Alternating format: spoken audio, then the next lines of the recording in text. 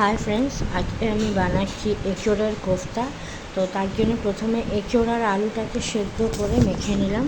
এবার এই মাখার মধ্যে কিছু মশলা দিলাম: নুন, হলুদ, মিষ্টি, ধনে গুঁড়ো, জিরে গুঁড়ো, গরম মশলা গুঁড়ো, কাশ্মীরি লাল মির্চ, একটু সবজি চেঞ্জিং মশলা, কাশ্মীরি লাল মির্চ, আদা রসুন বাটা, সব কিছু দিয়ে ভালো করে এটাকে মেখে নিলাম। মাখানো হয়ে যাওয়ার পর আমি এগুলোকে ছোটো ছোটো কোফতার আকারে করে নিলাম।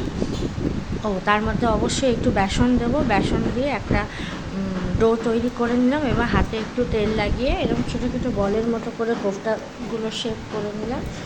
শেপ হয়ে যাওয়ার পর এই কোফতাগুলোকে আমি ছাঁকা তেলে ফ্রাই করে নেব।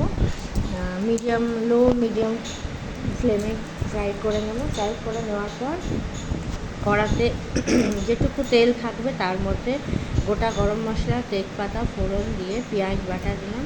পেঁয়াজ বাটা দিয়ে একটু কষানো হয়ে গেলে ওর মধ্যে একটা মিডিয়াম সাইজের পেঁয়াজ কুচনো দিয়ে খুব ভালো করে কষতে থাকলাম। কষা হয়ে গেলে এর মধ্যে আদা রসুন বাটার পেস্ট, তারপরে ওটা ভালো করে কষানো হয়ে গেলে ওর মধ্যে সমস্ত পাউডার মশলা যেমন লঙ্কা গুঁড়ো, ধনে গুঁড়ো, জিরে গুঁড়ো, কাশ্মীরি লাল মির্চ, গরম মশলা, হলুদ, নুন, মিষ্টি যেরকমটা আমরা দিয়ে থাকি সবটা দিলাম। দিয়ে খুব ভালো করে কষালাম এবং তার মাঝে আমি একটা পেস্ট তৈরি করে নিয়েছিলাম, সেটা হচ্ছে টমেটো আর কাজুর পেস্টটা তৈরি করে নেওয়ার পর মশলাগুলো কষানো যখন হয়ে গেল তখন ওই পেস্টটা দিয়ে দিলাম। নুন দিয়ে ভালো করে কষালাম যতক্ষণ না তেলটা উপরে ভেসে উঠছে।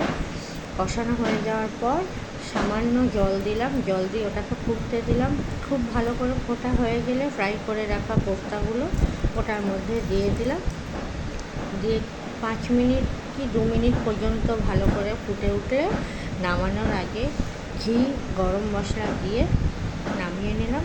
আর দেখো কোফতা রেডি। রেসিপিটা ভালো লাগলে অবশ্যই লাইক, কমেন্ট, শেয়ার করো।